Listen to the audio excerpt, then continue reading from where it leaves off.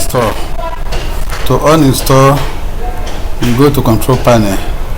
So from the search bar on the taskbar, you can type control panel. Once it will appear here before you. So once you click on control panel, it will take you to a control panel. It is from uninstall program that you remove program that you don't want on your system. So I'm removing I want to remove a program from this window, that is window 11. So I'm removing this particular program, YTD video downloader.